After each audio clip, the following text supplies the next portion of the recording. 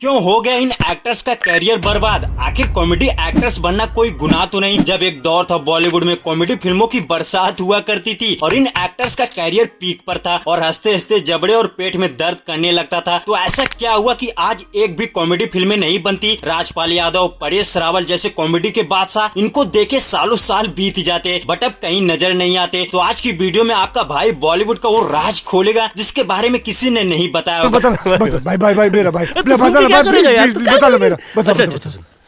कि कैसे in comedy stars को इंडस्ट्री से गायब कर दिया गया। कहीं बॉलीवुड के पतन का कारण ये तो नहीं, बट हाँ एक बंदा है जो एक बार फिर से वो कॉमेडी का दौर लाने वाला है। तो चलिए बिना टाइम वेस्ट करे फटाफट स्टार्ट करते हैं।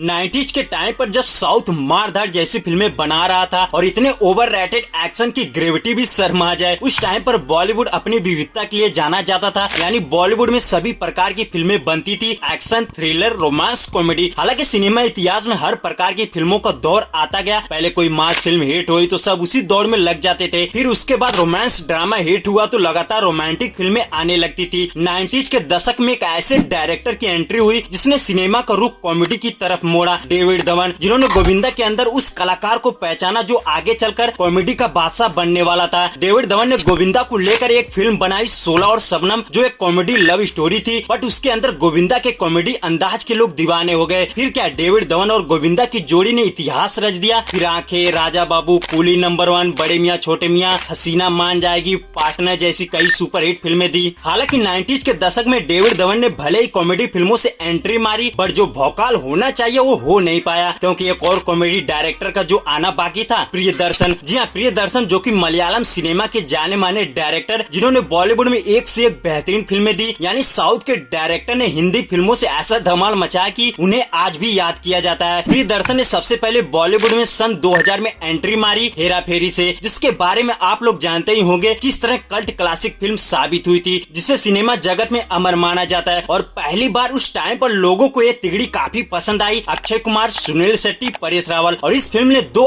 एक्टर को एक अलग पहचान दिलाई। एक तो अक्षय कुमार को एक्शन स्टार से कॉमेडियन एक्टर, वहीं परेश रावल जिन्हें विलन के अलावा कॉमेडी सुपरस्टार का टैग मिला। जबकि प्रियदर्शन के लिए हेरा फेरी कोई नई फिल्म नहीं थी। उन्होंने जितनी भी 80s और 90s के दशक में फिल्में बनाई थी, उन्हें हेरा फेरी के सक्सेस के बाद एक लगातार हिंदी में रीमेक बनाते गए। हेरा फेरी रामजी राव स्पीकिंग की रीमेक, हंगामा पोचा कुरुम मोकेती की रीमेक, हलचल गॉडफादर की रीमेक, गरम मसाला बोइंग बोइंग की रीमेक। यानी उन्होंने अपनी हर फिल्मों को दोबारा हिंदी में बनाया, क्योंकि भागम भाग, माला माल वीकली, चुप चुप के, ढोल, भूल भुलैया, मेरे बाप पहले आप, दे दनादन, खट्टा मीठा, यानी कॉमेडी फिल्मों की लाइन लगा डाली। सोचो, डेविड धवन ने 1991 से कॉमेडी फिल्मों का सफर शुरू किया और 2000 आते आते मानो समाप्त सा हो गया। फिर सन 2000 से प्रियदर्शन ने स्टार्ट किया और सन 2010 में खत्म किया खट्टा मीठा से। यानी इन दोनों डायरेक्टरों ने लगभग एक दशक काम किया और अलग अलग एक्टरों को कॉमेडी एक्टर के रूप में पहचान दी। डेविड धवन ने अपनी फिल्मों में ज्यादातर गोविंदा, जॉनी लीवर, कादर खान जैसे स्टार को कास्ट किया। डेविड धवन की लगभग हर फिल्म में ये तीनों एक्टर नजर आते थे। वहीं प्रियदर्शन ने भी 3 एक्टर्स को सबसे ज्यादा कास्ट किया, अक्षय कुमार, परेश रावल और राजपाल। और ये तीनों कॉमेडी स्टार्स भी प्रियदर्शन की लगभग हर फिल्म में नजर आए। हालांकि इन दोनों डायरेक्टरों के अलावा एक और डायरेक्टर ने कॉमेडी फिल्मों में हाथ आजमाया, रोहित शेट्टी। जी हाँ, इनको गोलमाल फ्रेंचाइजी के लिए जाना जाता है, जिनकी आज भी गोलमाल फ्रेंचाइजी एक के बाद एक आती रहती है। यहाँ तक तो ठीक था, बट एक ऐसा दौर आया जब कॉमेडी फिल्में बनना गायब सी हो गई, मास फिल्मों का जमाना आ गया। कॉमेडी फिल्मों का ना बनना सबसे बड़ा रीजन था कि बॉक्स ऑफिस पर अच्छा कलेक्शन ना करना। ये बात 100% सच है कि कॉमेडी फिल्मों को चाहे लोग कितना भी पसंद कर रहे थे, बट वो फिल्में बॉक्स ऑफिस पर अच्छा कलेक्शन ना कर पाती थी, जिसके चलते डायरेक्टर्स ने एक्शन थ्रिलर फिल्मों का सहारा लिया। और जब से साउथ ने पैन इंडिया लेवल पर तहलका मचाया, तब से अब कोई भी डायरेक्टर कॉमेडी फिल्मों के बारे में सोचता भी नहीं। बाहुबली, KGF, RRR, पुष्पा जैसी फिल्मों ने इतिहास रच दिया। फिर क्या, बॉलीवुड भी ऐसी फिल्मों के लिए दौड़ने लगा। फिर क्या, पठान, जवान, एनिमल जैसी फिल्में बाहर आई। अब इन सब चीजों में अगर घाटा हुआ तो इन कॉमेडी स्टार्स का। अचानक इनको काम मिलना बंद हो गया। फिर चाहे परेश रावल हो या राजपाल, पिछले 10 सालों से इनको वो इज्जत नहीं मिल रही जो मिलनी चाहिए। बट साउथ इंडस्ट्री ने भी एक बहुत बड़ा सुपरस्टार खोया, ब्रह्मानंदन, जिनकी कॉमेडी के लोग दीवाने थे। साउथ की चाहे कोई भी फिल्म हो, ब्रह्मानंदन ना दिखे ऐसा हो नहीं सकता। बट फिल्मों के बदलते दौर में इनकी भी कहानी खत्म हो गई और अब किसी भी फिल्म में नहीं दिखते। मैं ये दावे के साथ बोल सकता हूँ कि अगर आज भी इंडस्ट्री में कॉमेडी फिल्में बनती तो गोविंदा का कैरियर बर्बाद नहीं हुआ होता। गोविंदा का कैरियर बर्बाद होने का सबसे बड़ा रीजन यही था, मास फिल्मों का जमाना आना। हाँ, भले ही गोविंदा ने पॉलिटिक्स ज्वाइन करी थी जिसके चलते उनको बहुत नुकसान हुआ था, बट उनकी लाजवाब एक्टिंग कोई भूल नहीं पाया और पॉलिटिक्स से आते ही पार्टनर जैसी फिल्में बनाई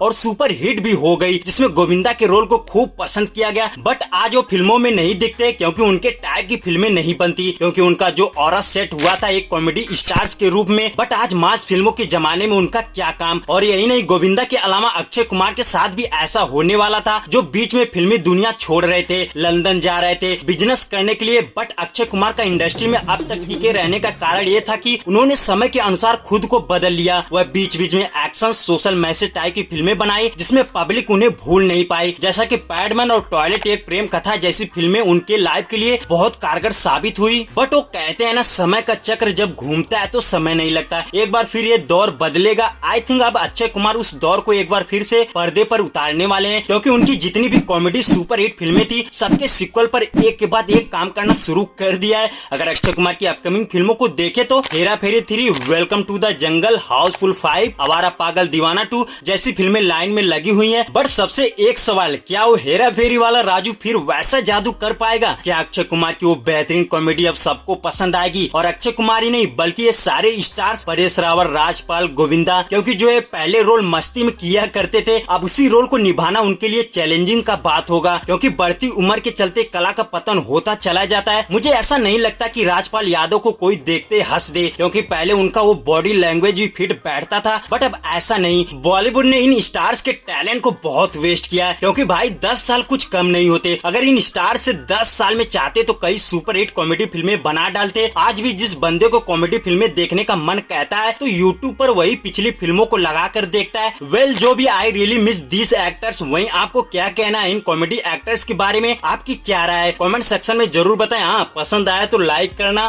वरना कमेंट बॉक्स खुला पड़ा है, कुछ भी बोल डालो।